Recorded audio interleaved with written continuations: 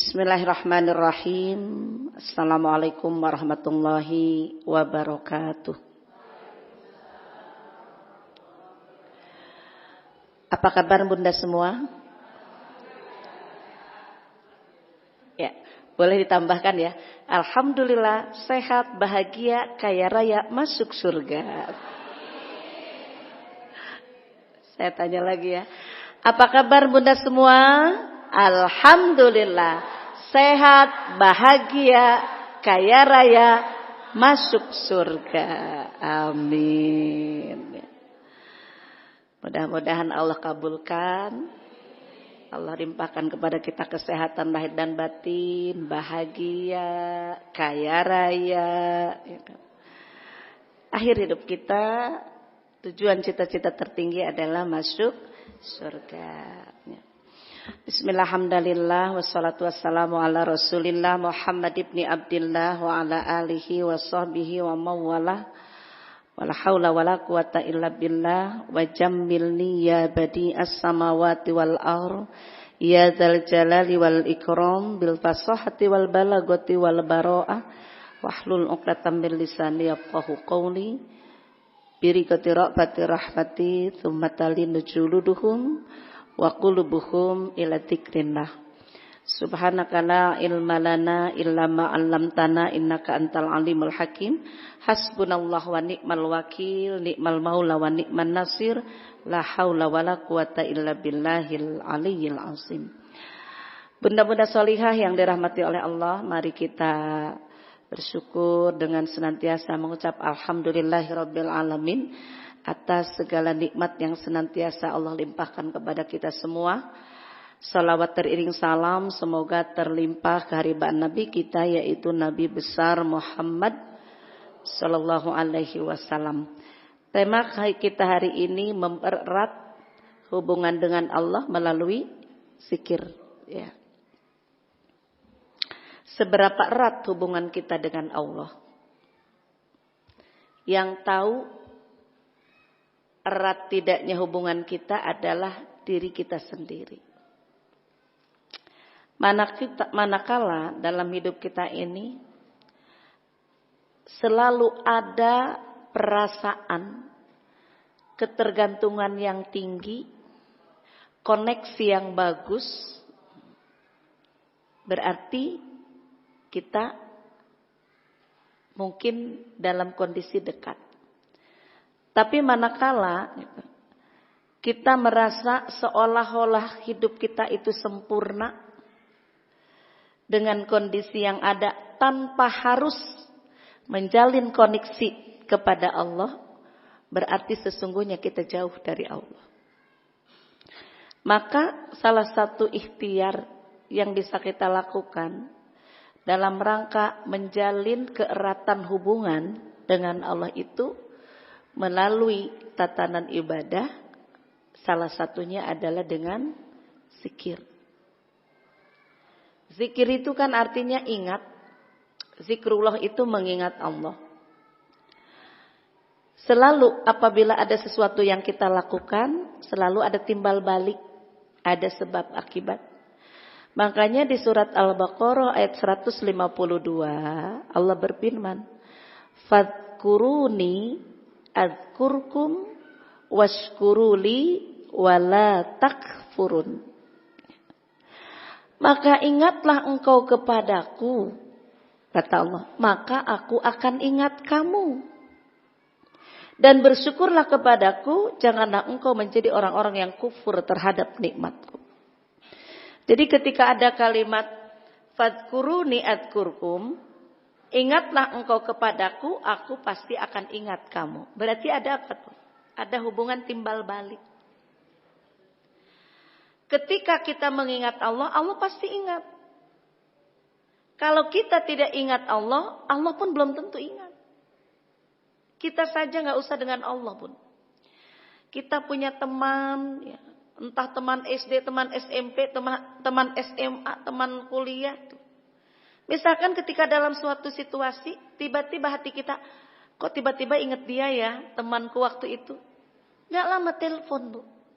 Berarti ada nggak sebenarnya? Ya kan? Itu jarak jauh aja kok ada koneksi. Manakala kita mengingat seseorang, ternyata yang kita ingat pun ingat kita. Seolah-olah ada ikatan batin, hubungan batin yang kuat. Pernah nggak Bun merasakan kayak gitu?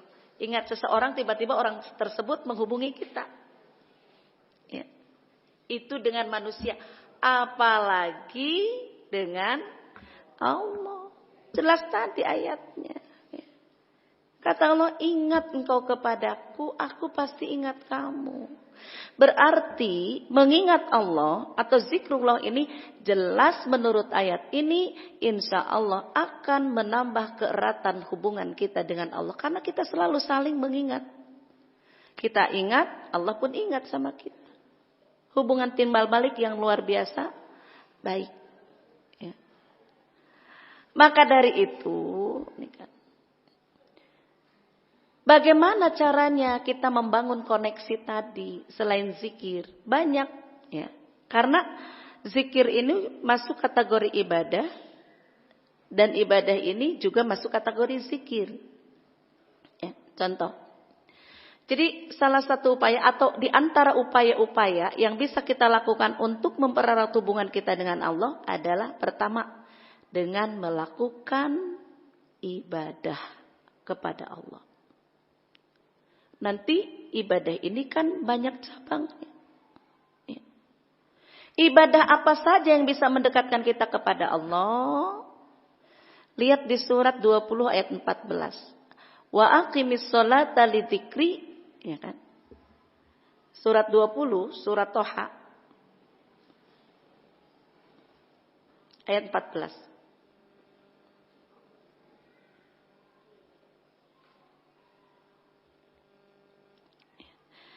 Innani anallah la ilaha illa ana fa'budni. Ini ibadah. Wa aqimis sholata lidzikri. Sungguh, ini firman Allah ya. Sungguh aku ini Allah. Tidak ada Tuhan selain aku. Maka beribadahlah engkau kepadaku. Atau sembahlah aku dan laksanakanlah sholat untuk mengingatku. Berarti ibadah sholat itu masuk zikir. Wa aqimis sholata lidzikri. Ya. Maka laksanakan sholat lidzikri untuk berzikir kepadaku atau untuk mengingatku. Ya. Dan ibadah ini, ya kan? Mungkin kalau boleh kita sebutkan ibadah wajib dan ibadah sunat ya. Sholat itu kan salah satu ibadah wajib, ada juga ibadah sunatnya dalam bentuk sholat. Nah, maka betulkah sholat sebagai satu ibadah yang akan mempererat hubungan kita dengan Allah? Betul nggak Bun? Betul. Karena ketika kita melaksanakan sholat itu, di mana ucapan dan gerakan kita betul-betul merupakan satu aktivitas yang sebenarnya kita sedang menjalin koneksi. Kita di bawah nih Bu. Kita di bawah untuk sholat. Yang kita tujukan Allah yang ada di atas. Maka lihat kita ketika sholat. Berdiri, menghadap kiblat, bertakbir. Allahu Akbar. Allah Maha Besar. Pertama yang kita ucapkan dalam sholat itu adalah mengagungkan nama Allah dengan takbir Allahu Akbar. Makanya kalau definisi sholat itu kan hiya aqwalun wa af'alun muftatahatun bitakbir wa muhtatamatun bitaslim bisyara itu mahsusah. Sholat itu adalah beberapa ucapan dan beberapa perbuatan yang dimulai dengan takbiratul ihram dan diakhiri dengan salam dengan syarat-syarat tertentu. Itu sholat. Ketika kita berdiri menghadap kiblat, membesarkan nama Allah dengan kalimat takbir Allahu Akbar. Setelah itu buat kita yang baca doa iftitah. Allahu Akbar kabir. Allah yang maha besar. Ya. Terus apa lagi Bu? Walhamdulillahi, dan segala puji atau segala pujian yang banyak kepada Allah. Wa subhanallahi bukrata wa asila, dan maha suci engkau yaitu dengan bertasbih kepada Allah baik di waktu pagi maupun petang. Terus kenapa sih kalau dipotong-potong jadi lupa ya Bu? Padahal itu biasa. Aneh kadang-kadang. Ya. Allahu Akbar kabira walhamdulillahi katsira wa subhanallahi bukrata wa asila. Ini wajah tuh. Sesungguhnya aku menghadapkan wajahku. Wajhia yaitu ke wajah lilladzi fataras samawati wal ard, kepada wajah yang telah menciptakan langit dan bumi. Hanifam muslimah, dengan lurus. Ya kan? Lurus, muslim, berserah diri. Wa ma ana minal musyrikin, dan aku bukanlah termasuk orang yang syirik atau musyrik. Baru inna sholati tuh. Sesungguhnya solatku, wa nusuki dan ibadahku, wa mahyaya hidupku, wa mamati dan matiku, lillahi rabbil alamin, hanya untuk Allah Tuhan semesta alam. Gimana kita nggak berserah sepenuhnya kepada Allah dalam solat itu? Solatku, ibadahku, hidupku dan matiku hanya untuk Allah Tuhan semesta. La syarikalahu, tidak ada sekutu baginya. Wa bidzalika umirtu, dan demikian pula apa yang telah engkau perintahkan kepadaku. Wa ana minal muslimin, dan aku adalah termasuk orang-orang muslim atau orang-orang yang berserah diri. Itu baru 2 dengan doa iftitah. Lanjut ke Al-Fatihah. Lanjut ke bacaan tasbih. Ya. Betul-betul dari setiap ucapannya, itu betul-betul kita sedang betul-betul melakukan koneksi, bahkan berjanji kepada Allah, inna sholati wa nusuki. Dalam surat Al-Fatihah juga bagaimana 7 surat berulang itu dalam isinya. Ya. Ada ayat yang untuk Allah, ada yang untuk kita sendiri. Seperti alhamdulillahirabbil alamin, segala puji bagi Allah Tuhan semesta alam. Itu pujian yang kita persembahkan kepada Allah Ar-Rahmanir Rahim, yang Maha Pengasih lagi Maha Penyayang. Maliki yaumiddin, yang merajai manusia. Iyyaka na'budu wa iyyaka nasta'in. Kepadamu kami beribadah, kepadamu kami mohon pertolongan. Koneksi dalam surat Al-Fatihah. Dalam bacaan ruku, kalau yang tasbih subhana rabbiyal azim wa bihamdi, maha suci engkau yang maha agung. Ya, wa bihamdi, dan segala puji untuknya. Ketika itidal, ketika kita sujud, apalagi itu dari bacaan-bacaan itu merupakan bacaan-bacaan yang kita sedang menjalin koneksi dengan Allah dalam salat. Gerakannya Bunda lihat. Ketika berdiri takbir, ketika sujud, mungkin ketika ruku, kepala dengan badan itu sejajar. Kita mengucap tasbih. Kemudian ketika sujud itu dalam posisi serendah-rendahnya kita. Kepala kita berada di bawah bersujud kepada Allah. Dan kepala yang kita junjung tinggi sebagai simbol kehormatan berada di bawah. Maaf. Pantat kita tempat kotoran. Ketika sujud itu ini. Kepala kita yang sebagai simbol kehormatan serendah-rendahnya karena sedang menghamba kepada Allah dengan kalimat subhana rabbiyal a'la wa bihamdi, maha suci engkau yang maha tinggi. Betapa rendahnya kita, tidak ada apa-apanya dengan Allah. Salat. Makanya kalau orang gak sholat, gimana mau melakukan koneksi dengan Allah? Yang kita udah sholat aja kadang-kadang koneksinya kadang-kadang putus-putus. Karena sinyalnya kah yang lagi ada nggak errornya Bu? Ketika kita yang udah sholat itu kadang-kadang koneksi lancar apa terputus kadang-kadang? Ada terputusnya. Itu yang udah melakukan koneksi. Apalagi yang sama sekali belum melakukan koneksi. Mungkin itu kurang kali ya itunya ya. Berapa kapasitasnya? Kenapa putus-putus? Kurang kenceng kali ini ya. Nah kan gitu kan. Benar nggak? Ketika kita, kenapa sih nih wifi ini? Wah itu sinyalnya, wah ini kurang kenceng. Ketika sinyal kita tidak kenceng aja, koneksi kita putus. Berarti dalam sholat kita kudu kenceng. Biar koneksi kita dengan Allah lancar. Kalau koneksi kita dengan Allah lancar, urusan kita lancar. Perbaiki sholatmu, maka aku akan perbaiki hidupmu. Itu kan kata Allah. Maka Allah akan perbaiki hidupmu. Nah kalau sekarang dalam kehidupan kita masih belum lancar, masih ada error-error dan lain sebagainya, ya mungkin sholatnya kita juga belum sempurna, belum maksimal, sehingga hubungan kita tuh masih seperti itu. Kurang sinyal, kurang kenceng koneksinya. Nyambung gak sih Bu itu dengan wifi itu nyambung ya Bu? Ibadah. Makanya tadi wa aqimis sholata lidzikri, maka dirikanlah sholat untuk mengingatku. Jadi sholat itu bagian daripada zikir. Zikir itu bagian daripada ibadah. Makanya cara kita menjalin koneksi dengan Allah dengan ibadah salah satunya adalah sholat. Sholatnya yang mana? Satu, sholat yang wajib. Berarti yang 5 waktu ini. Dan saya yakin kita semua, bunda-bunda semua, sudah sholat 5 waktu. Sudah istiqomah. Bahkan orang tua kita mengajarkan dari 7 tahun loh. Murusi bianakum bisolati inda sab'in wadribuhum inda ashrin. Perintahkan anak-anakmu sholat pada usia 7 tahun. Dan boleh anak itu dipukul ketika 10 tahun belum sholat. Artinya pukul di sini adalah kita harus bersikap tegas terhadap anak dalam pendidikan sholat. Karena di antara sekarang zaman kini 10 tahun yang dulu mulai baliknya anak-anak itu kan di usia 15 tahun untuk laki-laki. Tapi sekarang tidak lagi.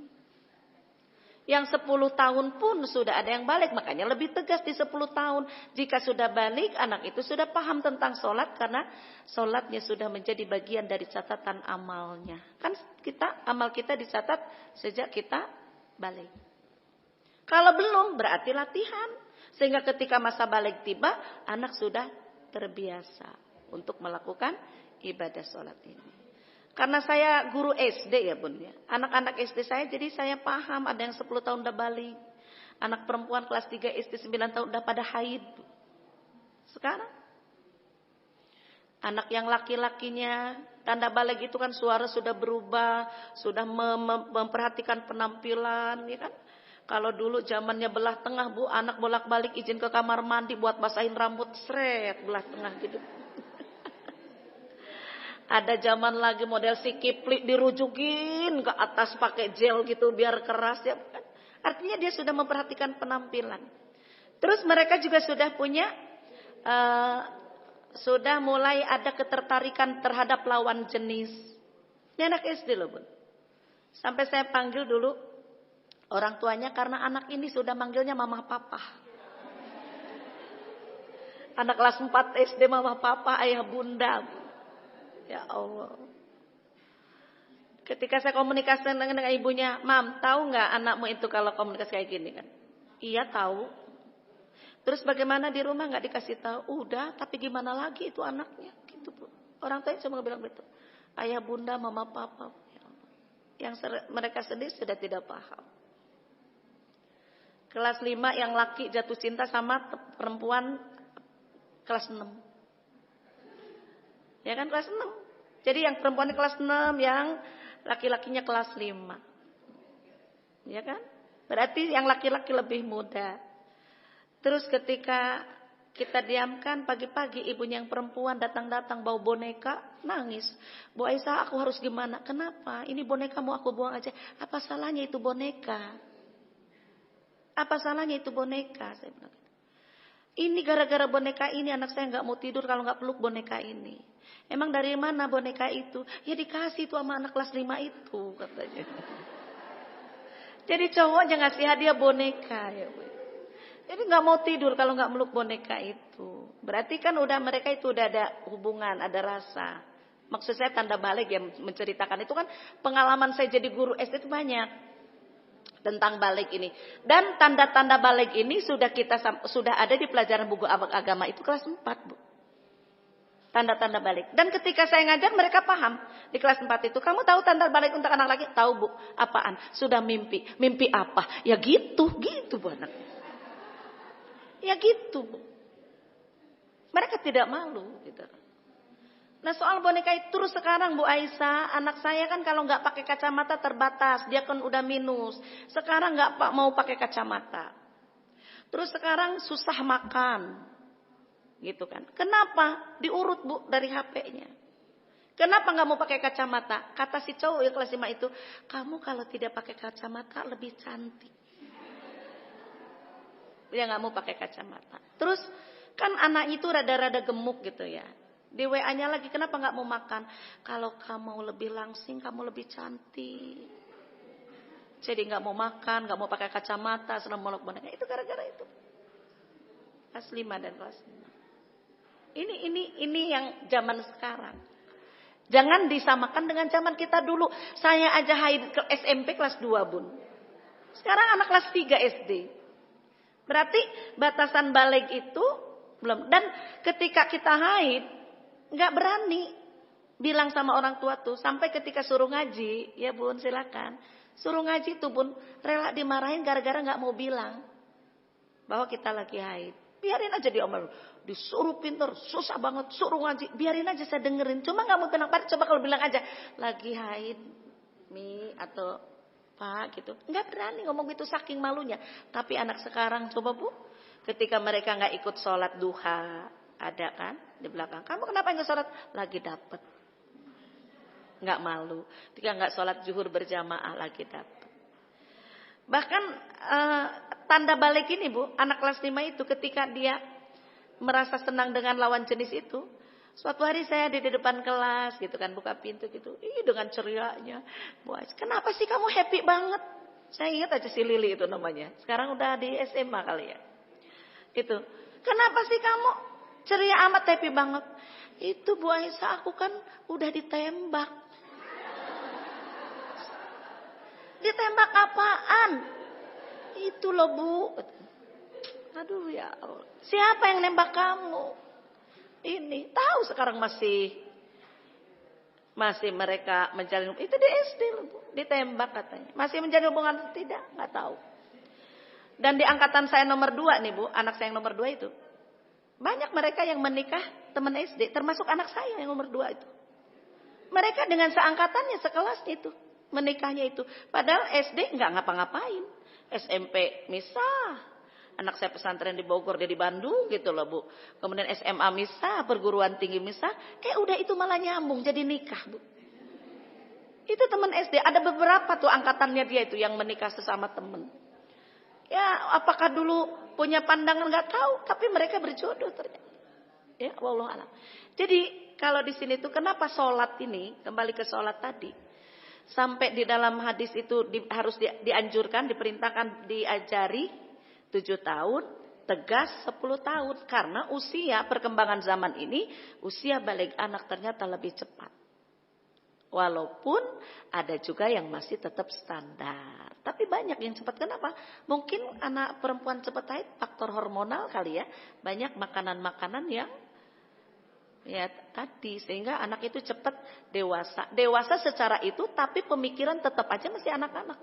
Badan gede, tapi pikiran tetap anak-anak. Itu kan sekarang begitu. Lihat murid kita. Kita mah pendek dari segini aja. Anak kita segini-gini. Murid kelas 6 itu. Kita mungkin sepundaknya dia. Karena perkembangannya luar biasa mereka. Padahal orang tuanya enggak. Kalau orang tuanya tinggi kita enggak aneh.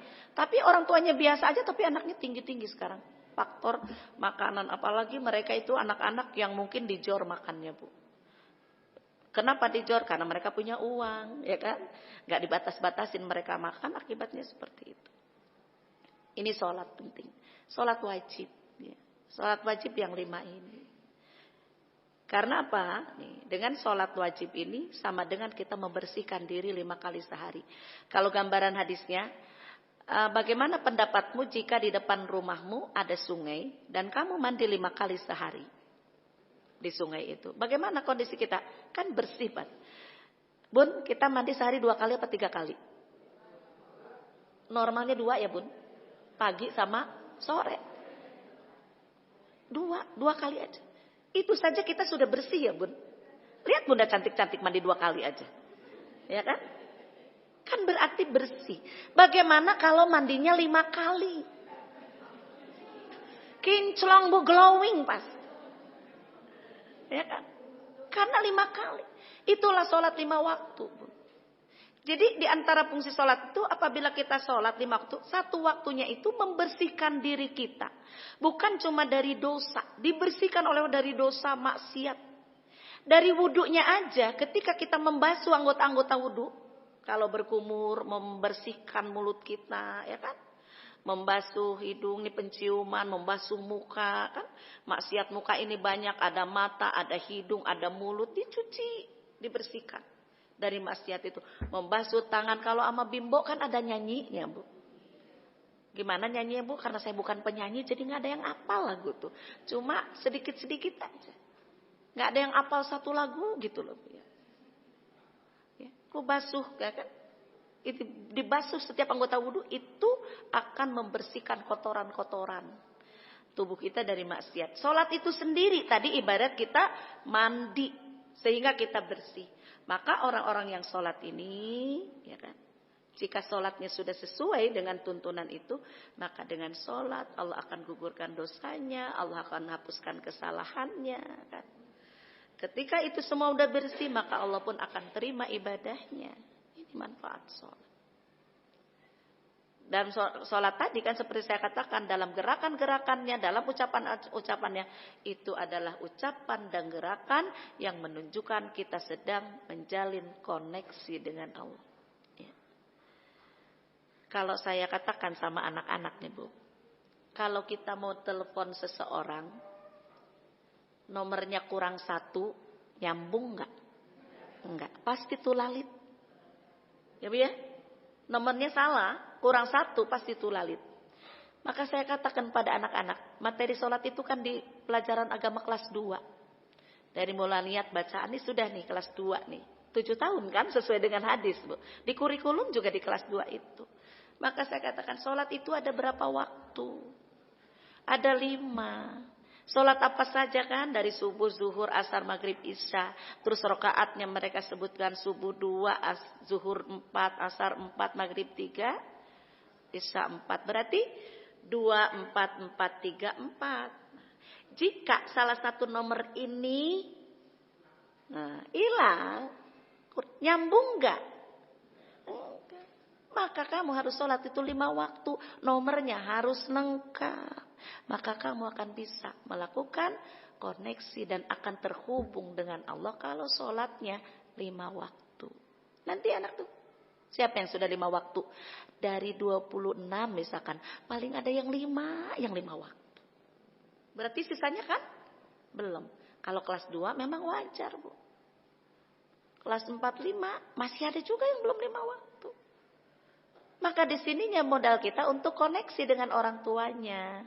Dari akuan itu ternyata anaknya masih belum sholat 5 waktu. Salah satu yang sering mereka tinggalkan adalah sholat subuh. Kenapa? Susah bangunnya. Apalagi subuhnya sekarang malam hari jam 4 lewat dikit.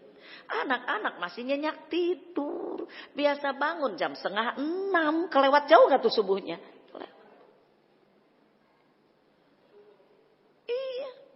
Berarti kan kalau sholat 5:30 udah suruk masuknya. Kalau sholatnya jam 4 kan.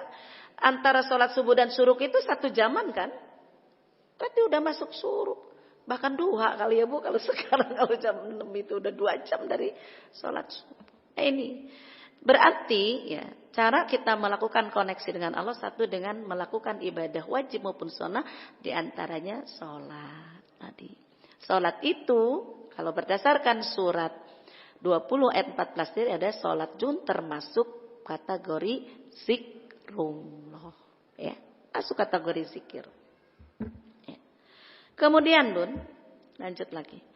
Apalagi yang bisa kita lakukan atau dengan melakukan koneksi itu dengan Allah. 2 adalah meningkatkan kesadaran akan kebesaran Allah. Meningkatkan kesadaran akan kebesaran Allah. Kita lihat di surat Ali Imran ayat 90-91.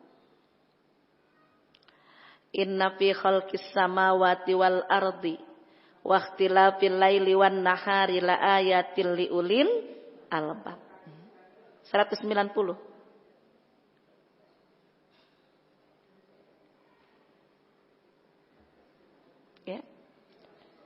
190, 191. Sesungguhnya dalam penciptaan langit dan bumi dan pergantian malam dan siang terdapat tanda-tanda kebesaran Allah bagi orang yang berakal. Ulil albab. Siapa yang masuk kategori berakal atau ulil albab ini? Alladzina yadhkurunallaha qiyaman wa qu'udan wa 'ala junubihim wa yatafakkaruna fi khalqis samawati wal ardh. Rabbana ma khalaqta hadza batila subhanaka faqina adzabannar. Ini kan yang biasa kita pakai kalau tahajud. Nabi bangun tahajud itu menengadahkan ke langit, baca surat Ali Imran 10 ayat terakhir ini kan. Dari ayat 190 sampai ayat 200. Sambil menegakkan mukanya ke langit. Siapa yang masuk kategori ulil albab tadi? Yaitu orang-orang yang berzikir mengingat Allah sambil berdiri, duduk, atau dalam keadaan berbaring. Dan mereka memikirkan tentang penciptaan langit dan bumi. Seraya berkata, ya Tuhan kami, tidaklah Engkau menciptakan semua ini sia-sia. Maha suci Engkau, lindungi kami dari azab neraka. Jadi dengan meningkatkan kesadaran akan kebesaran Allah, maka kita akan terpancing, terinspirasi untuk terus mengingat kebesaran Allah tadi melalui zikir-zikir. Makanya dulu nih ada penyanyi gambus itu ya, Nur Asyah Jamil. Alangkah cantiknya dunia ini, la la la la la. Kalau qasidah dulu kan. Bila makhluknya tunduk mengabdi. Dunia ini alangkah indahnya, ya. Apabila makhluknya tunduk mengabdi. Ya. Dengan cara apa tadi? Melihat kekuasaan Allah, zikrullah. Kan melihat kekuasaan Allah bisa dengan apa, Bu? Zikir-zikir lisan, zikir hati, bisa juga melalui tadabbur alam. Melihat alam, Bun. Coba Bunda kalau ke puncak aja tuh. Ngelihat hamparan teh doang. Menghampar berwarna hijau, Bu. Kalau dari jauh ya Allah seperti karpet hijau yang terbentang luas, takjub, Bun. Di Pilak Bunda misalnya ngelihat dari kamar ya. Betapa hijau gunung kalau pagi-pagi biru. Tampak tuh kesadaran. Padahal itu pohon teh kalau dideketin jelek banget pohonnya pada kering. Ya kan Bun? Coba kalau berjalan di antara pohon teh itu ya Allah. Yang menghampar itu karena pucuk-pucuknya itu. Bawahnya gak kelihatan. Itu pun kita bisa melakukan zikrullah itu dengan cara tadabbur alam. Melihat keindahan, itu baru ngelihat pegunungan. Ya, lihat pegunungan. Itu juga bisa merupakan tadabbur alam tadi merupakan zikrullah melalui pandangan mata. Ya. Ketika mata memandang, melihat, pikiran kita ya Allah takjub terhadap kebesaran Allah. Muncul kalimat kita bilang apa? Subhanallah, maha suci Allah, ya kan? Kemudian kita macam Masya Allah, ya. Betapa indahnya. Muncul tuh kalimat-kalimat zikir ketika mata kita tadi melihat keindahan-keindahan makhluk Allah yang Allah ciptakan. Sekarang Bun itu kan alam. Bunda ke Taman Safari. Ya. Taman Safari dulu maaf kalau saya ngomong gini. Saya dibilang mau ngapain ke Taman Safari. Kata guru saya orang ke Taman Safari itu katanya aneh.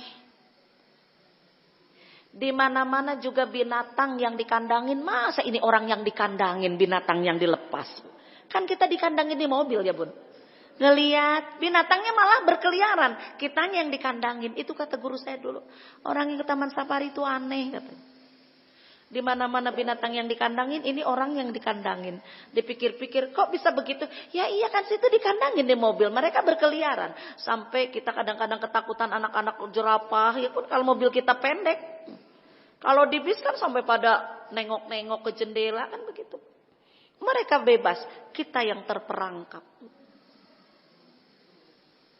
Dipikir-pikir benar juga ya. Padahal ketika kita ke sana, ke Ragunan atau ke kebun binatang, ke taman safari itu, Masya Allah Bu, ciptaan Allah demikian luar biasa berupa binatang. Ibu lihat burung yang cantik-cantik itu loh Bu. Yang mungkin ibu dipoto burungnya menclok, ada yang menclok sampai di kepala ya Bu ya. Untung nggak ya bentuk burungnya ini menclokin di kepala. Lihat siapa yang memberikan warna-warna itu. Ikan di laut, akuarium laut Bu, warna-warnanya cantik-cantik apa enggak Bu? Siapa yang ngecat itu ikan sehingga warnanya cantik-cantik? Itu kan luar biasa. Bahkan ponakan saya bilang, ini kok ikannya ikan kecil-kecil bagus-bagus bener, warna-warnanya berapaan? 2000-an satu. Ya Allah, ikan kecil 2000-an tapi warna-warnanya itu cantik. Mereka lari-lari sana, Masya Allah. Ketika kita melihat di Quran, muncul kesadaran kita. Siapa yang bisa menciptakan makhluk seindah ini? Memberikan warna-warna yang luar biasa. Selain Allah. Sehingga muncul Bu kalimat tasbihnya itu. Ya Allah, ya betapa maha kuasanya Allah. Betapa maha segalanya Allah. Menciptakan makhluk dengan berbagai macam jenisnya. Itu binatang. Sekarang Bunda lihat buah-buahan. Sekarang musim mangga kan Bu? Mangga itu ada berapa jenis, ada berapa macam. Apakah rasanya sama? Tidak. Judulnya tetap mangga, tapi kenapa mereka memiliki, mangga-mangga itu memiliki rasa yang berbeda satu sama lain. Arum manis ini rasanya, Indramayu ini rasanya, mangga gedong ini rasanya. Dari bentuk dan rasa sama. Sejenis Indramayu yang disebut mangga gajah itu. Kenapa ya jenisnya Indramayu tapi rasanya beda. Ya, mangga lagi yang manis banget itu apa? Kiu. Mangga gincu. Pokoknya macam-macam. Coba, siapa yang bisa mengubah rasa? Menciptakan aneka rasa.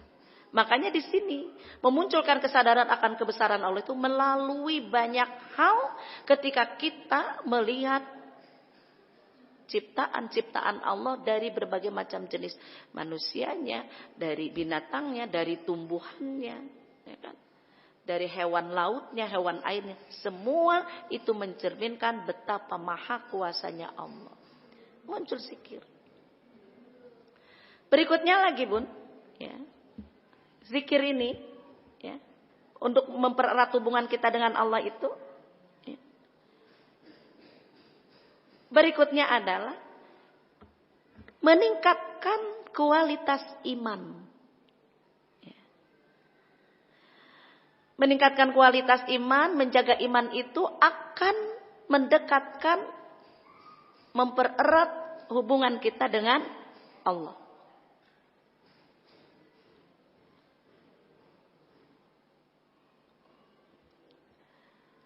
Bunda, yang ketiga. Kan ini judulnya tadi cara melakukan koneksi dengan Allah ya. Hubungan dengan Allah satu tadi dengan sholat. Dengan bahkan ibadah salah satunya adalah sholat. Yang kedua dengan meningkatkan kesadaran akan kebesaran Allah. 3, meningkatkan kualitas iman. Karena ya, kenapa dengan iman kualitas kita bisa melakukan koneksi dengan Allah? Karena keimanan inilah yang akan mendekatkan kita kepada Allah. Baik dalam hal yang menyenangkan ataupun tidak menyenangkan. Keimanan ini yang meyakinkan diri manusia bahwa segala sesuatu yang terjadi dalam hidup manusia itu sudah merupakan ketentuan Allah. Baik di situ kesenangannya maupun ujiannya. Kesadaran itu akan muncul. Contoh, keimanan akan mempererat hubungan kita, khususnya apabila kita ditimpa musibah. Katanya gini Bun, manusia akan mendekat kepada Allah kalau banyak masalah. Benar gak Bun? Kalau lagi punya masalah, itu katanya pagi, siang, sore, malam doa. Kalau tidak ada masalah, no problem, jauh Bu. Sholat sekenanya aja. Yang wajib doang, gak ada tahajud, gak ada hajat, gak ada. Karena apa? Gak ada masalah. Pantes. Dalam hadis qudsi Allah berfirman kepada para malaikat, wahai malaikat-malaikatku, timpakan azab kepada hambaku. Timpakan ujian kepada hamba-hambaku karena aku rindu rintihannya. Bahasanya gitu loh. Jadi dari hadis qudsi itu bahwa manusia ingat Allah kalau lagi susah. Kalau lagi banyak masalah, mendekat. Kalau lagi seneng, sekedarnya. Itu yang disebut Allah, aku rindu rintihannya. Ketika susah, dia merintih, menangis, berdoa. Ya Allah, panjang pendek, gak pagi, gak siang, gak malam, dia bangun. Ketika masalah udah selesai, tidur lagi nyenyak. Gak pasang alarm lagi buat bangun malam. Ini bukan bunda Bun. Kalau bunda kan ibadahnya udah istiqomah. Diuji sama nggak diuji udah sama, ya. Itu kan ada orang yang sama dengan manusia. Butuh kita kadang-kadang kalau lagi butuh doang, giliran nggak butuh nggak ada yang nelpon. Ya, kalau lagi butuh setiap saat nanyain kabar, ada di rumah nggak, mau silaturahmi, ya kan? Ternyata udah sampai di rumah, ujung-ujungnya punya kebutuhan. Giliran nggak punya kebutuhan, nggak ada tuh WA, nggak ada tuh telepon. Nggak ada berkunjung ya. Sehingga muncullah satu ini kan. Ada apa nih dia nelpon? Pasti. Nah kan. Sehingga udah bisa nandain tuh kan. Orang-orang tuh karena datangnya kalau lagi butuh. Tapi saya pernah Bun. Ya, pernah tuh mengatakan itu. Artinya kenapa? Paling tidak mudah-mudahan jadi pelajaran. Sehari-hari nggak pernah deh. Tapi kalau butuh Kak. Ini perlu ini. Saya giniin aja. Kenapa sih kamu ingat kakak kalau lagi butuh? Ya gitu aja gitu. Kenapa ingat kakak lagi butuh? Sehari-hari kan gak pernah WA.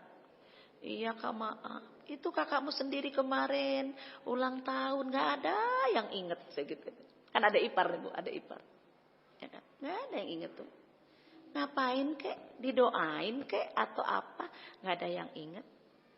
Gitu kan? Tapi kalau butuh baru tuh ingat kita. Iya Kak maaf Kak gitu. Mudah-mudahan kan dari kata itu bukan mungkin sebenarnya. Mudah-mudahan dia akan berubah. Jadi kalau jangan lagi ada butuhnya aja gitu. Padahal kita juga nggak ngapa-ngapain. Gimana kayak nanya kabarnya, sehat-sehat ya. Udah gitu doang juga nggak apa-apa kan. Jadi ada nggak? Bunda punya keluarga atau teman ingatnya lagi butuh doang. Sama berarti ya? Sama ya. Berarti kan itu udah bagian dari sifat manusia memang begitu. Mudah-mudahan kita jangan termasuk kategori itu. Kan menjalin ukhuwah itu, silaturahim itu dengan keluarga, dengan siapapun itu dalam setiap waktu, setiap saat ketika ada kemungkinan. Bukan hanya karena sedang butuh. Nah apalagi dengan Allah Bu. Jangan kita mendekat kepada Allah lagi butuh saja.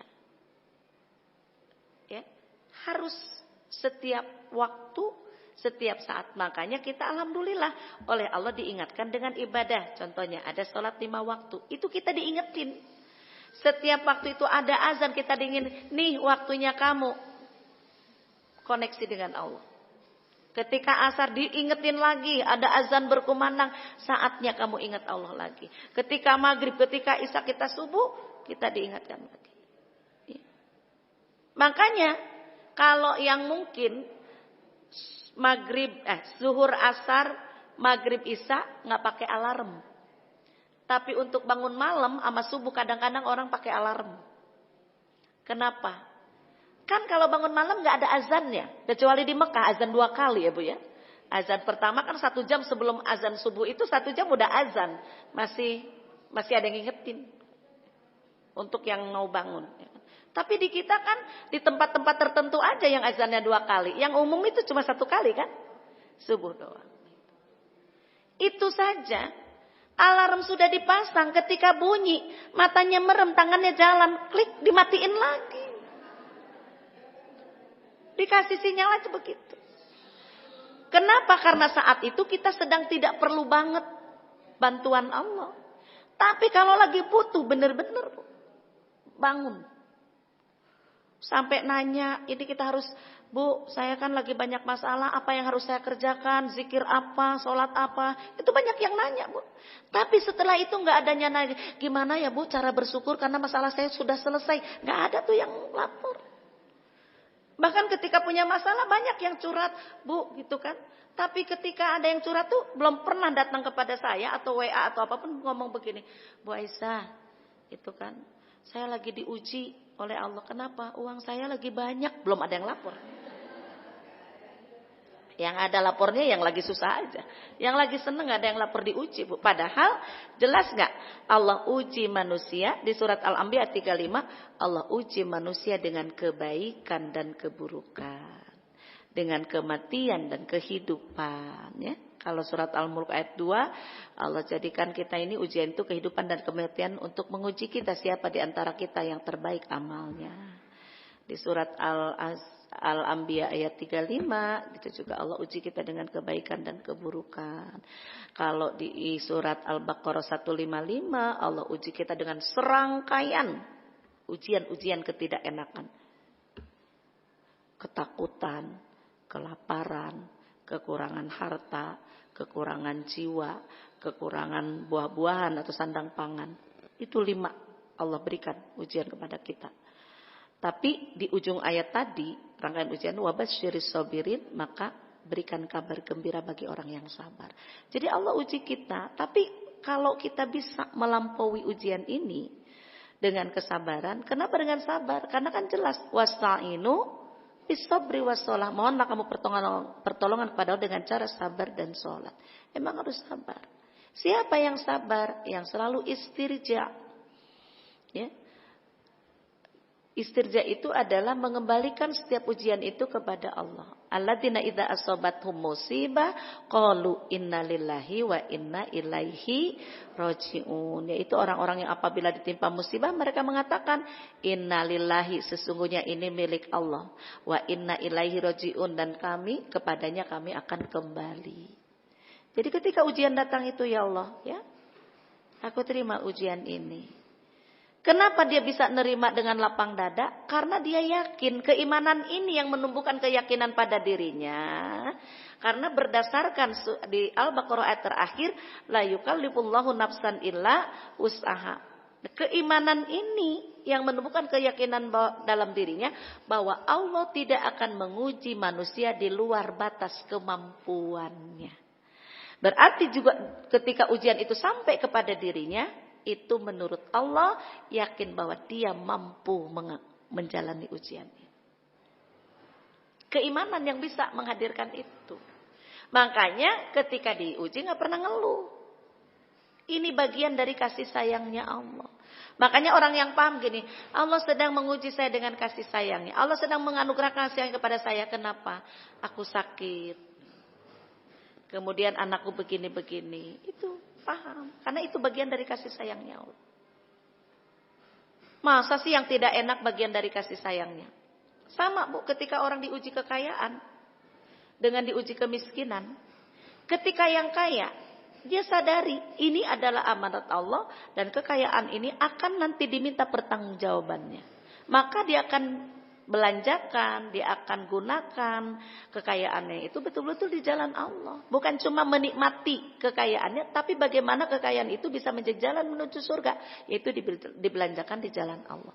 Ada hak orang di dalamnya. Tapi yang diuji kemiskinan, dia pun berbaik sangka kepada Allah. Ya Allah, Engkau telah uji kami dengan segala keterbatasan masalah ekonomi. Terima kasih atas kasih sayangmu, sehingga aku akan menjadi ringan hisabnya karena harta yang sedikit yang Engkau berikan kepadaku. Jadi semuanya positif gitu. Ya. Ketika harta berkurang, wah berarti hisab kita sedikit. Kalau kekayaan, hisabnya panjang. Tapi kalau dibelanjakannya jelas di jalan Allah, aman. Bukankah lebih baik kaya dan bersyukur dibelanjakan di jalan Allah ketimbang miskin maksiat, Bu? Ya kan? Sombong pula. Sehingga kata orang, udah miskin, tapi kalau orang kaya sombong diaminkan sama masyarakat aja, nggak pernah menjadi jelek, Bu. Tapi orang kaya sombong, jalannya aja seperti apa, bahasa tubuhnya seperti apa, ngomongnya kayak apa. Ketika itu siapa sih sombong banget? Oh, dia orang kaya, pantes, dipantes-pantesin kalau orang kaya biarpun sombong, nggak pernah dicela. Ya, itu. Tapi kalau orang miskin belagu dikit, udah miskin, nggak ada bagus-bagusnya. Ya, itulah hidup. Yakin lagi, keimanan tadi akan mendekatkan diri kepada Allah. Kan tadi ya, keimanan yang akan menjadikan kita selalu mendekat kepada Allah. Baik dalam keadaan senang maupun susah kan. Kenapa? Karena ketika senang ini bagian daripada anugerah Allah yang harus bertanggung jawab. Ketika susah ini bagian daripada ujian dan kasih sayangnya Allah. Iman kita bicara. Kenapa? Dia yakin tadi Allah tidak akan menguji manusia di luar batas kemampuannya. Tambah lagi. Ketika Allah kasih kepada kita kesulitan hidup dalam bentuk apapun, dia terima juga. Kenapa? Karena dia yakin juga, fa innamal usri yusra, innamal usri yusra.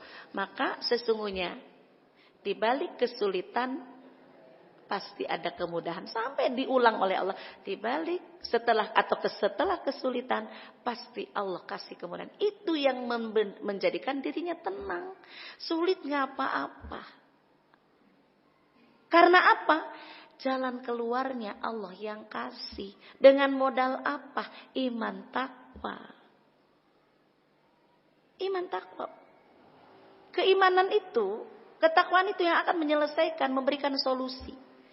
Kan di akhir ayat 2 surat At-Tolaq, wa may yattaqillaha yaj'al lahu makhraja. Barang siapa yang bertakwa kepada Allah, Allah akan kasih jalan keluar dari setiap persoalan yang dihadapinya. Ketika kurang rizki, takwa lagi, wa yarzuqu min haitsu la yahtasib, Allah akan kasih rezeki dari sisi yang tidak disangka-sangka. Ketakwa, iman ini penting. Dalam rangka koneksi. Jadi dia tuh yakin, Bu. Hidup itu susah senang udah bagian dari ketentuan Allah. Apabila dijalani dengan baik, semuanya pasti ketemu jalan keluar. Makanya ketika kita diuji persoalan tadi dengan takwa pasti Allah kasih solusi. Caranya lain dengan tahajud itu kan di ayat 81-nya kan. Kan wa minal laili fatahajjad bihi nafilatan lak ayat 79 ya. Asa ayyabataka rabbuka maqaman mahmuda. Dan dari sebagian malam bertahajudlah kamu sebagai ibadah tambahan bagimu. Mudah-mudahan Allah akan mengangkatmu kepada derajat yang terpuji. Ayat 80-nya apa tuh? Wa qur rabbi adkhilni mudkhala sidqin wa akhrijni mukhraja sidqin waj'alni min ladunka sultanan nasir. Ayat 80-nya ya, Al-Isra nih. Kan ayat tentang hajud Al-Isra 79. Ayat 80-nya itu. Dan katakanlah, Rabbi adkhilni, ya Tuhanku masukkan aku dengan cara masuk yang benar.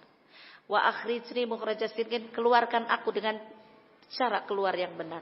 Berarti salah satu hal supaya kita bisa mendapatkan jalan keluar dari kesulitan yang sedang kita hadapi, ya tahajud itu.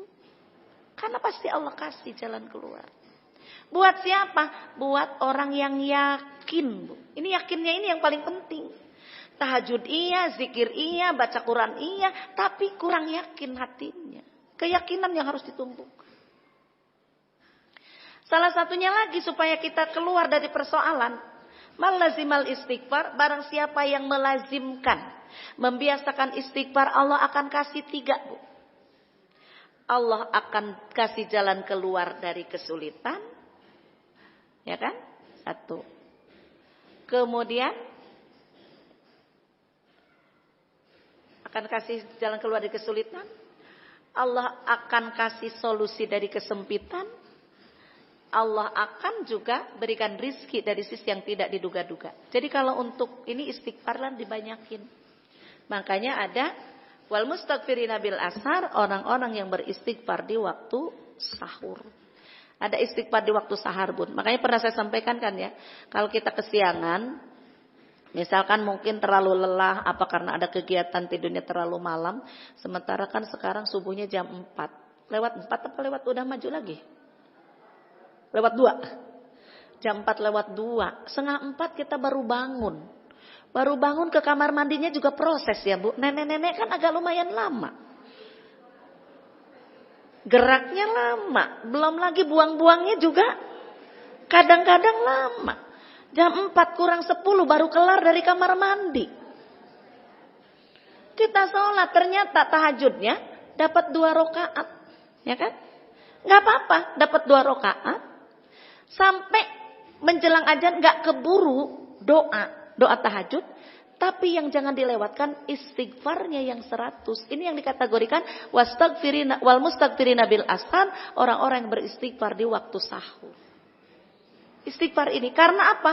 Ada 3 keutamaan istighfar di waktu sahur. 1, apabila dia bertobat Allah terima tobatnya. Apabila dia minta ampun Allah ampuni. Apabila dia meminta atau berdoa Allah kabulkan. Ini 3 keutamaan waktu sahur. Gitu. Ya. Wal mustaghfirina bil ashar. Makanya jangan pernah abaikan zikir. Ya. Zikir sahur ini termasuk di dalamnya khususnya istighfar. Karena manfaatnya atau faidahnya luar biasa. Kan sekarang kalau kita bertobat aja belum tentu Allah terima tobatnya. Kita minta ampun aja belum tentu diampuni. Kita doa aja tidak setiap doa kita dikabulkan. Tapi di waktu sahur itu dengan istighfar tadi, 3 ini Allah janjikan untuk dikasih. Itu di tafsir Ibnu Katsir di pengertian wal mustaghfirina bil ashar di surat Ali Imran ayat 17 kan ujungnya itu wal mustaghfirina bil ashar. Ya. Berikutnya ya.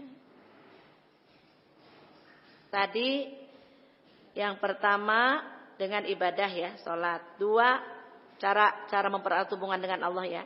2 meningkatkan kesadaran akan kebesaran Allah. 3 meningkatkan kualitas iman. Nah, ya, 4-nya dengan meningkatkan kualitas ibadah dalam pengertian zikir itu sendiri, kualitasnya. Ya.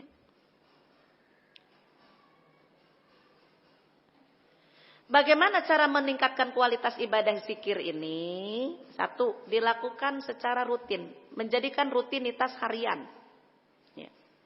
Jadi zikir ini dijadikan sebagai rutinitas harian.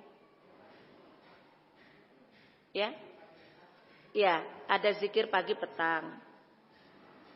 Itu di dalamnya masya Allah Bu doa-doanya bagus. Zikir harian itu rutinitas zikir pagi dan petang. Rutinitas lain zikir ba'da sholat. Zikir ba'da sholat itu kan istighfar minimal 3. Ada tasbih 33, tahmid 33, takbir 33. Itu yang pokok. Kan bisa tambahkan lagi rutinitas itu. Ada yang zikir tasbih.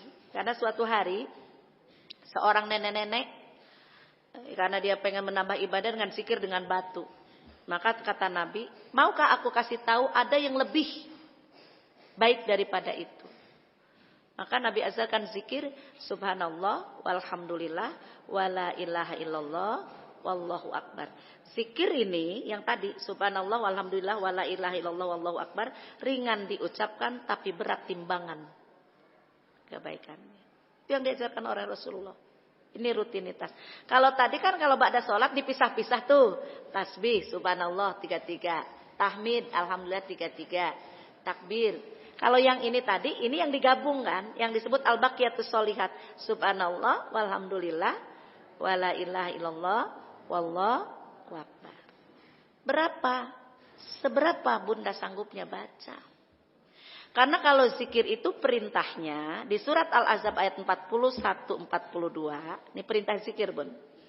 Ya ayyuhalladzina amanu ya ayyuhalladzina amanu zkurullaha dzikron katsira wasabbihuhu bukratan wa asila. Wahai orang-orang beriman, berzikirlah kamu kepada Allah dengan sebanyak-banyak zikir dan bertasbihlah di waktu pagi maupun petang. Jadi bahasanya sebanyak-banyak. Berarti ditentukan gak jumlahnya?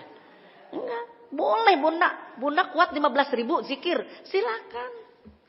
20.000 zikir, silakan. Sebanyak-banyaknya gak dibatasin. Nah kalau bunda bersolawat bisa 10.000 misalkan. Satu solawat aja Allah kasih berapa? 10. 1.000 kali 10. Coba. Pokoknya semampunya bunda. Insya Allah dengan zikir yang diyakini gak bakal doer loh bun walaupun banyak. Ya. Insya Allah kalau zikir takut doer kalau kebanyakan masa sih? Ya. Gak mungkin ya. Jadi untuk zikir ini sebanyak-banyaknya tanpa pernah Allah batasi. Ya. Jadi jadikan zikir tersebut menjadi rutinitas harian tapi zikirnya dengan yang diyakini. Ya. Yang harian itu tadi, ya, kan ada zikir ba'da sholat itu. Ada juga zikir yang disebut tasbih malaikat yang dibaca anjurannya setelah sholat sunat subuh, qobliyah subuh. Subhanallah wa bihamdihi subhanallahil azim astagfirullah 100. Itu tasbih malaikat. Barang siapa yang mau dilancarkan rezekinya baca tasbih ini setiap selesai sholat qobliyah subuh 100. Nanti sholat subuhnya telat enggak, sebentar kok. 100 itu sebentar. Subhanallah bihamdi subhanallahil azim sebentar. Kemudian tadi istighfar, ya, melazimkan istighfar ada 3 keutamaannya kan? Allah kasih jalan keluar dari kesulitan, Allah kasih rezeki dari yang tidak disangka-sangka, Allah kasih kemudahan dari segala urusan. Itu dengan istighfar. Silakan bunda. Makanya istighfar itu gak usah dibatasi kapanpun sebanyak-banyak istighfar. Bunda pernah dengar kan kisah Ahmad bin Hambal yang tukang roti? Kisah tukang roti yang melazimkan istighfar. Semuanya menurut tukang roti itu, semua aku dapat. Cuma satu yang belum didapat. Apa itu? Pengen ketemu dengan ulama besar yang bernama Ahmad bin Hambal. Ternyata Allah gerakkan, ya kan? Ahmad bin Hambal dengan keinginannya untuk datang ke suatu tempat yang belum dia tahu, yang belum pernah dia kunjungi. Ngapain pengen ke sono coba bu? Nggak ngerti. Kenapa Ahmad bin Hambal betapa kencengnya pengen ke sana, ke tempat baru itu. Sampai di tempat tujuan mampir di masjid kan, sholat. Udah sholat karena perjalanan jauh dulu nggak pakai, mungkin jalan kaki kali nggak pakai kendaraan. Capek tiduran di dalam masjid. Sama penjaga masjid diusir, nggak boleh tiduran di masjid. Di sini ada larangan nggak tidur di masjid? Kan dilarang. Tapi ada saya pernah lihat di YouTube sih. Ya, ada masjid menyediakan kasur malah boleh tidur. Ya, untuk yang capek mungkin beribadah. Kan dilarang.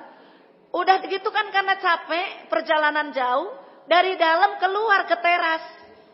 Mungkin ke belakang ke teras gitu ya. Masih capek tiduran lagi, diusir lagi. Gak boleh, udah dibilangin. Kan penjaga masjid gak tahu dia orang besar, Bu. Kalau tahu mungkin dia udah menghormatinya, karena gak tahu, gak boleh. Akhirnya bergerak di depan masjid celingu gitu kan. Ternyata di samping kanan masjid itu ada toko roti kecil. Ada pemiliknya. Ngelihat orang celingu kan dipanggil. Nyamperin. Bapak dari mana? Diceritakan dari jauh. Saya mau istirahat tapi gak boleh di masjid. Kalau bapak mau silakan istirahat di toko rotiku yang kecil ini. Ya kan? Tapi Ahmad bin Hambal ngelihat ini orang sampai ngolenin roti, mulutnya nggak bisa istighfar terus.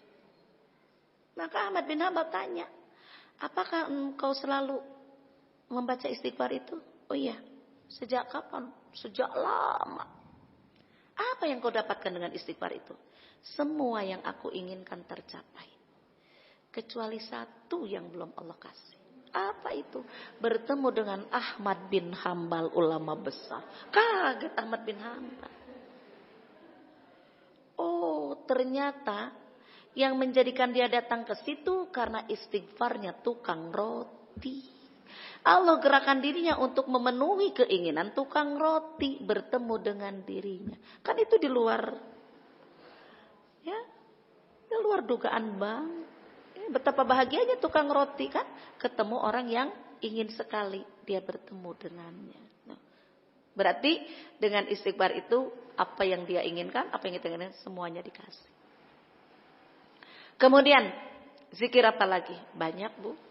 Kan udah tadi tasbih malaikat. Boleh juga dengan sholawat Ibrahimiyah. Seperti ada yang di tahiyat akhir kita. Dari Allahumma sholli ala Muhammad wa ala Muhammad kama sholaita ala Ibrahim. Wa ala Ibrahim. Wa barik ala Muhammad wa ala Ali. Kama barokta ala Ibrahim. Itu sholawat Ibrahimiyah. Itu juga termasuk zikir. Setelah istighfar zikir apa lagi? Banyak. Ya. Bisa dengan hasbunallah wa ni'mal wakil, itu yang suka kita pakai di sholat hajat ya, yang 450 kali itu. Hasbunallah wa ni'mal wakil. Boleh diteruskan ni'mal maula wa ni'man nasir, manakala kita, atau zikir yang dipakai Nabi Yunus ya, sebagai ungkapan penyesalan kalimat tobatnya, la ilaha illa anta subhanaka inni kuntu minaz zalimin. Atau zikirnya Nabi Adam, kalimat tobatnya Nabi Adam, Rabbana zolamna anfusana wa illam taghfir lana wa tarhamna lanakunanna minal khosirin. Atau zikirnya Nabi Musa ketika dia telah meninju anak muda mati seketika, sebagai ungkapan kalimat tobatnya, Rabbi inni zolamtu nafsi faghfirli. Ya Allah, sesungguhnya aku telah menzolimi diriku sendiri dengan membunuh orang itu, maka ampunilah aku. Betapa banyaknya kalimat-kalimat zikrullah yang bisa kita lakukan. Ya paling tidak bun, yang tadi zikir ketika setelah sholat, yang keduanya zikir pagi dan sore, itu udah lengkap. Pas kita butuh pertolongan Allah di zikir pagi sore itu kan ada. Ya Hayyu ya Qayyum birahmatika astagitsu aslihni sa'ni kullahu wala takilni ila nafsi tarfata ain. Artinya apa tuh, Bun? Ya Hayyu, wahai Allah yang maha hidup, ya Qayyum yang maha berdiri. Birahmatika, dengan kasih sayangmu, dengan rahmatmu, astagitsu, aku mohon pertolonganmu. Aslihni sya'ni kullahu, perbaiki semua urusan-urusan hidupku. Wala takilni ila nafsi tarfata ain, dan jangan pernah engkau tinggalkan diriku barang sekejap mata pun tanpa pertolonganmu. Bagusnya itu doa, Bu. Ya Allah, itu doa. Kalau kita butuh pertolongan Allah, cuma kita zikir pagi suka nggak ngerti artinya. Zikir doa nggak dibaca artinya, padahal kalau kita baca, masya Allah doa-doa itu luar biasa. Nah itu satu doa aja coba. Sampai kita minta sama Allah, jangan engkau tinggalkan aku barang sekejap mata pun tanpa pertolonganmu, tanpa bantuanmu. Kan berarti kita tuh betul-betul lagi apa, Bu? Lagi caper, cari perhatian sama Allah. Ya. Jangan sampai ditinggalkan kita tuh. Ini kan kita sedang apa, Bu? Betul-betul memohon kepada Allah. Karena apa? Kalau Allah tinggalkan kita, masya Allah, Bu, jangan sampai ya, tanpa pertolongan Allah. Kemudian zikir ini juga sertakan dalam sholat. Bun, ada kan anjuran di sujud terakhir kita berdoa. Doanya apa? Doa minta jalan keluar. Allahumma rzuqni makhroja. Doa minta husnul khotimah. Allahumma ya, inna nas'aluka husnul khotimah, boleh. Itu boleh. Bahkan di bacaan sholat itu sendiri zikirnya, Rabbighfirli, ya Allah ampunilah dosa-dosaku, warhamni, dan rahmatilah aku atau sayangilah aku. Terus wajburni, tutuplah aib-aibku, warfa'ni, angkatlah derajatku, warzukni, berikanlah rizki kepadaku, wahdini, berikan aku petunjuk atau berikan aku petunjukmu, wa'afini, berikanlah aku keafiatan. Ya, afiatan itu pemeliharaan, kesehatan, bisa di situ, Bu. Jadi kalau ditanya apa, gimana Bun kabarnya? Alhamdulillah sehat walafiat. Itu lengkap, Bun. Kalau ditanya alhamdulillah sehat, berarti cuma sehat secara fisik. Kalau afiat itu sehat kantongnya. Jadi kalau sehat walafiat, fisiknya sehat, kantongnya tebel gitu loh, Bu. Itu afiat. Jadi lengkap semuanya ya. Jadi pengennya kan sehat walafiat ya Bu.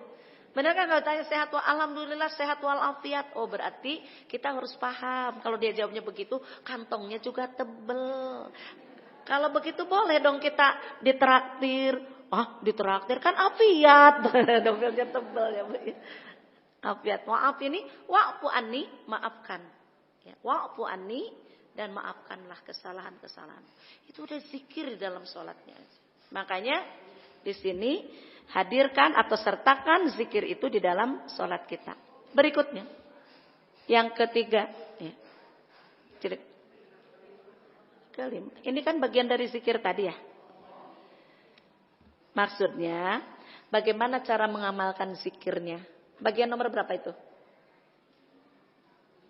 Boleh ulang Bunda? 1. Cara mengamalkan zikirnya kan, bagian poin berapa tadi? Poin 4 kan? Oke.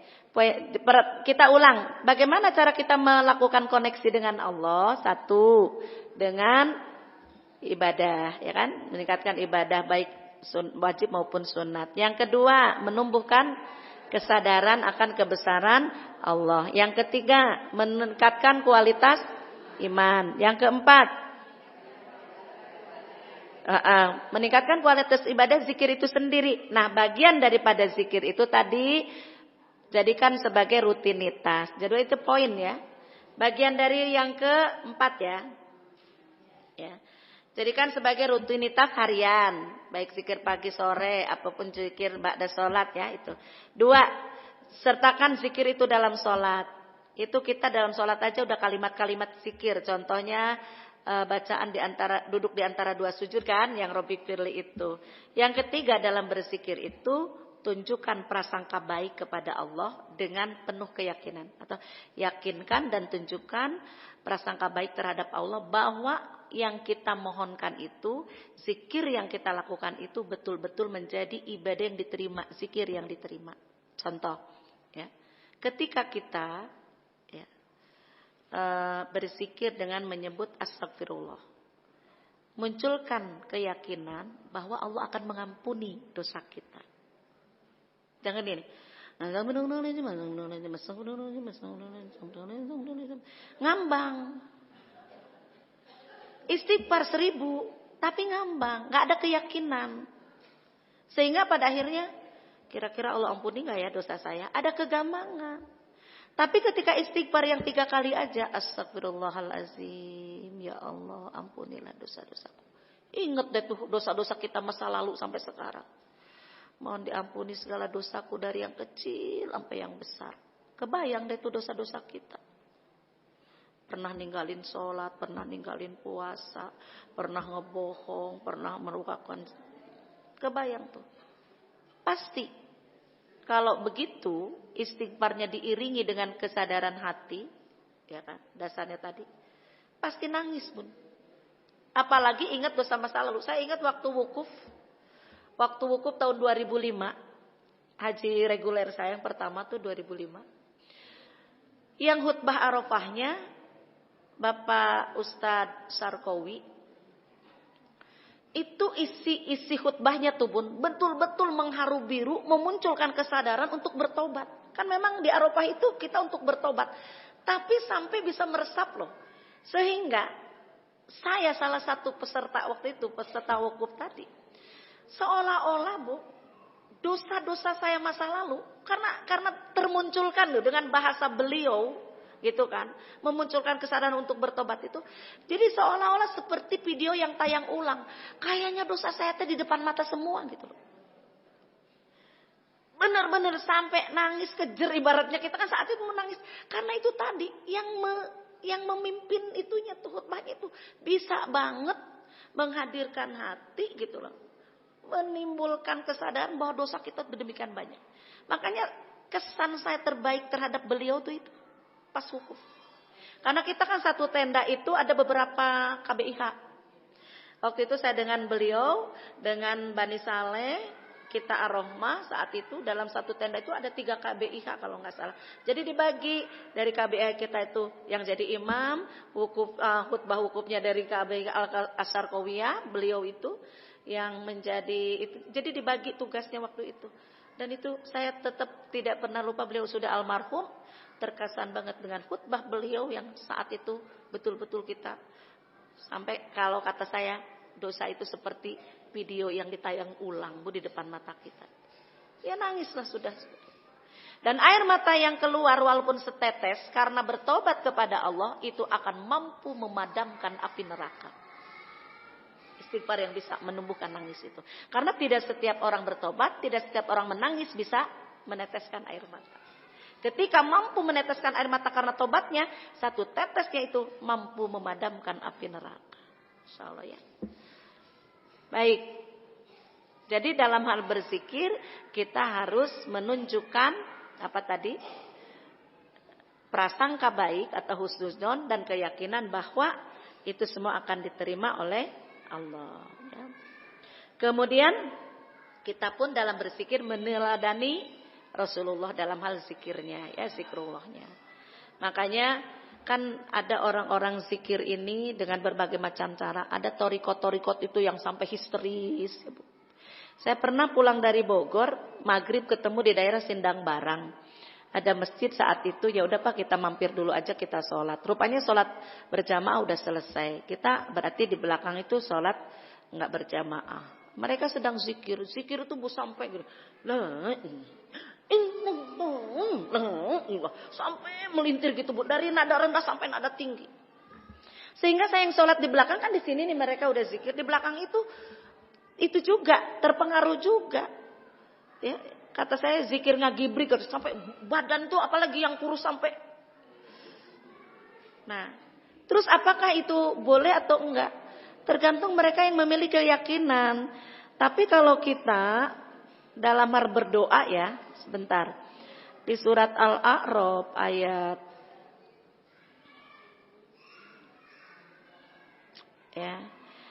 ayat 205, kalau kita mengacu ke Al-Qur'an Al-A'raf ayat 125 ya. Kalau zikir itu di sini wadkur rabbaka fi nafsika tadarru aw khifatan wadunal jahri minal qauli bil gudu wal asal wala takum minal ghafirin. Dan zikirlah dengan mengingat Tuhanmu atau dengan ingatlah Tuhanmu dalam hatimu dengan rendah hati dan rasa takut dan dengan tidak mengeraskan suara pada waktu pagi dan petang. Dan janganlah kamu termasuk orang-orang yang lengah.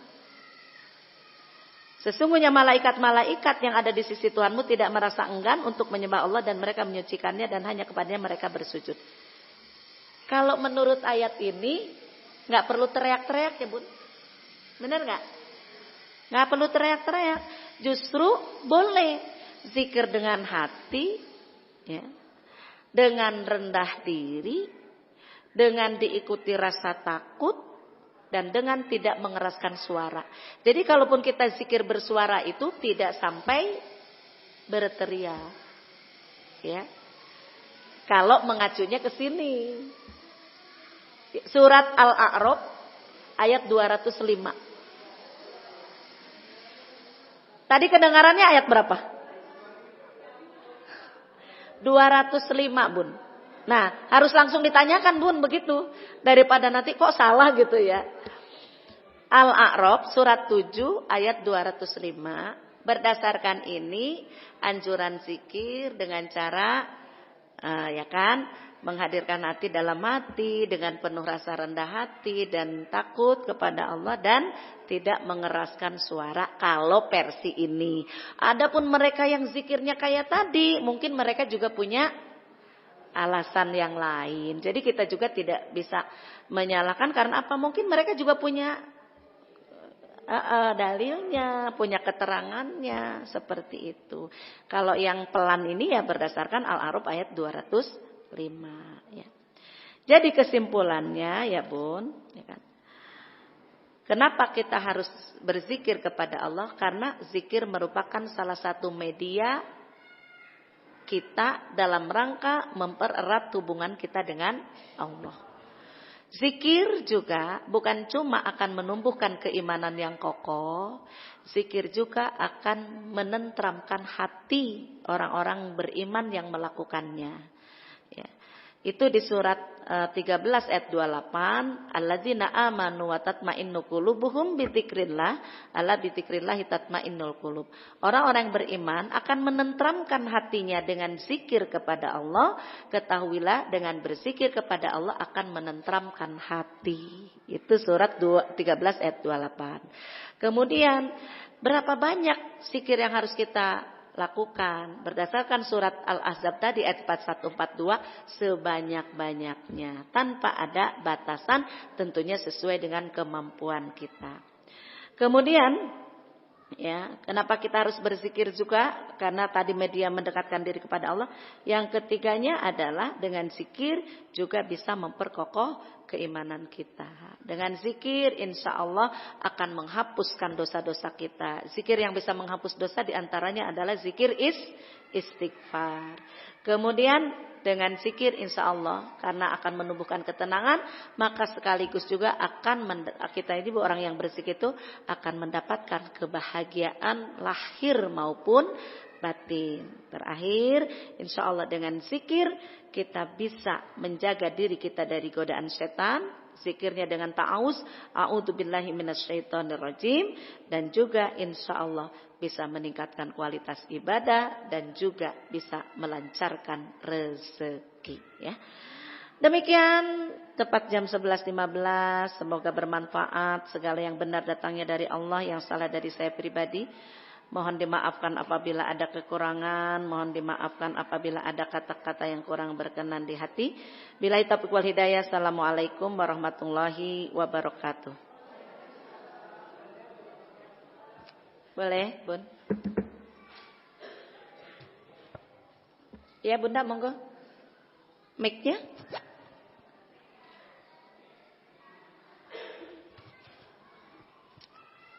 Hujan ya? Oh. Bismillahirrahmanirrahim. Assalamualaikum warahmatullahi wabarakatuh. Waalaikumsalam warahmatullahi wabarakatuh. Alhamdulillah ya Ustazah ya, hari ini kita mendapatkan ilmu yang luar biasa. Cuman menjadi pertanyaan saya begini Ustaz. Pernah ada Ustaz di sini menyampaikan bahwa tadi ini kan semuanya nih ya ibadah, meningkatkan kesadaran, zikir, semua ilmu ini untuk mempererat hubungan kita kepada Allah. Kalau kita sudah erat hubungannya dengan Allah, mudah-mudahan Allah juga lihat kita gitu ya. Jadi Ustadz itu menceritakan pernah seorang wanita, ya dia seperti ini, sholatnya bagus, ibadahnya bagus, zikirnya bagus, ya sholat sunat, puasa semua. Tapi mulutnya sangat luar biasa, mencela orang apa. Lalu waktu ditanyakan kepada Rasulullah, kata Rasulullah dia ahli nar. Betul. Ya, yang saya tanyakan kenapa bisa begitu? Kita kan khawatir nih ya, kita melakukan ini semua. Apa sebabnya kok bisa jadi mulutnya seperti itu? Kita kan takut juga nih Ustazah. Kita sholat, kita puasa, kita zikir. Totonya na'udzubillah mulut kita membuat kita ke neraka. Apa yang membuat wanita itu bisa seperti itu? Supaya kita bisa terhindar gitu insyaAllah. Makasih. Itu keterangannya. Seorang sahabat tanya sama Rasulullah. Punya tetangga yang tadi ibadahnya udah oke. Tapi dia tidak bisa menjaga mulutnya untuk tidak menyakiti tetangganya. Di mana tempat wanita itu hiya finnar, tempatnya di dalam neraka. Artinya gini Bun, ada orang melakukan ibadah tapi mulutnya jahat. Zikir iya, puasa iya, tapi mulutnya tidak bisa direm sama dia. Kenapa? Artinya ibadah-ibadah yang dia lakukan, zikir-zikir yang dia kemukakan itu belum mampu membentengi dirinya.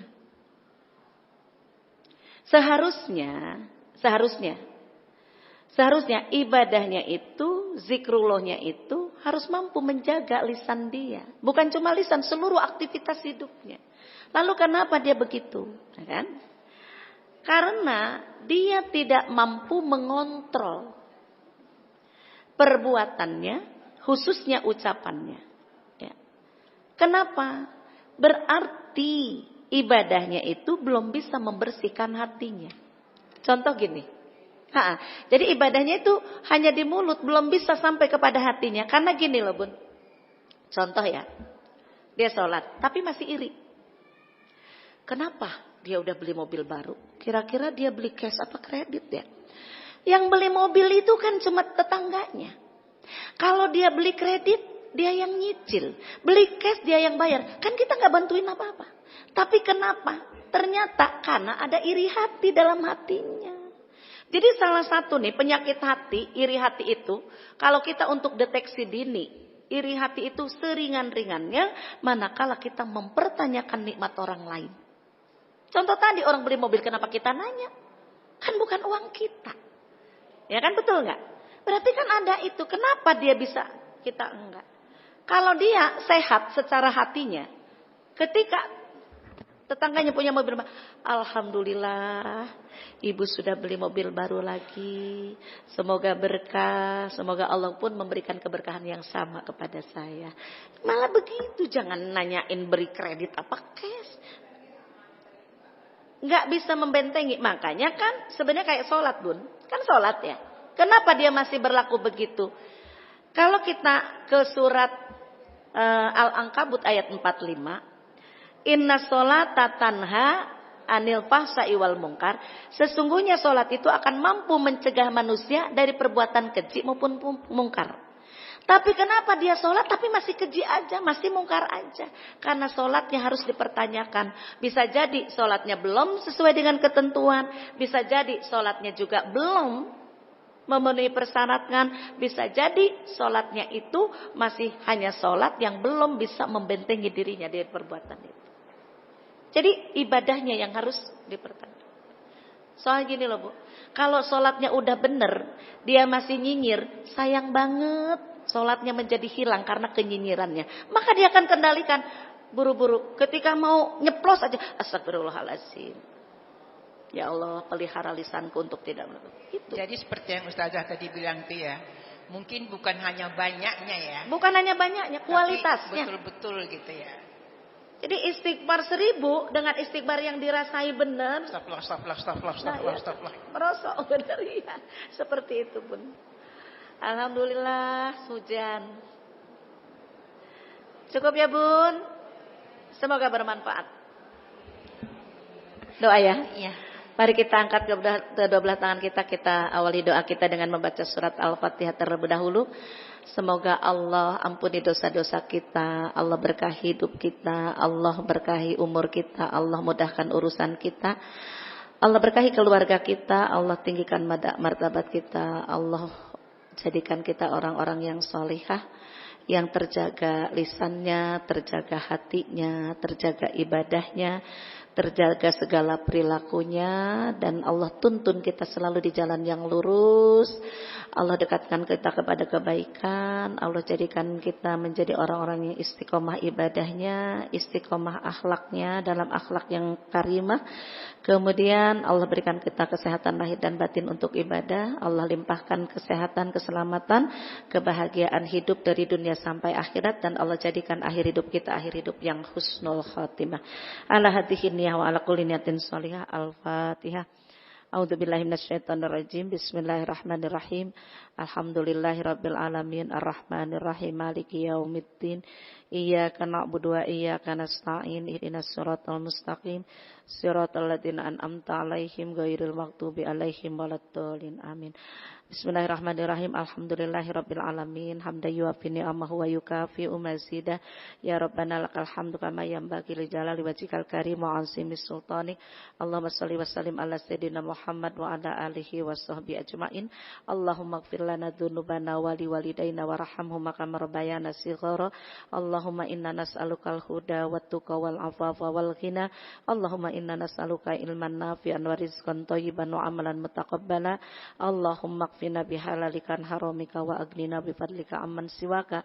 Rabbana hablana min azwajina wa dzurriyyatina qurrata a'yun waj'alna lil muttaqina imama. Rabbana atina min ladunka rahmatan rahmata wa hayyi lana min amrina rasyada. Allahumma inna nas'aluka ridhaka wal jannah wa na'udzubika min sakhatika wan nar.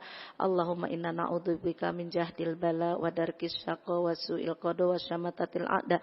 Allahumma inna na'udzubika minal hammi wal hazan wa na'udzubika minal azzi wal kasal wa na'udzubika minal jubni wal bukhli wa na'udzubika min ghalabatid dain wa qahri rijal. Allahumma tawwil umurana fi ta'atillah wa sahih ajsadana wa nawwir qulubana wa tsabbit imanana wa ahsin a'malana wa wasi' arzaqana wa ilal khairi qaribna wa anis syari abidna waqdi hawaijana fi dini wa dunya wal akhirah bi rahmatika ya arhamar rahimin. Rabbana atina fid dunya hasanah wa fil akhirati hasanah wa qina adzabannar wa adkhilnal jannata ma'al abrar ya aziz ya ghaffar ya rabbal alamin. Ya Allah biha ya Allah biha ya Allah bi husnil khatimah. Rabbana taqabbal minna innaka antas samiul alim wa tub alaina innaka antat tawwabur rahim. Walhamdulillahi rabbil alamin. Amin amin ya mujibas sailin. Assalamualaikum warahmatullahi wabarakatuh.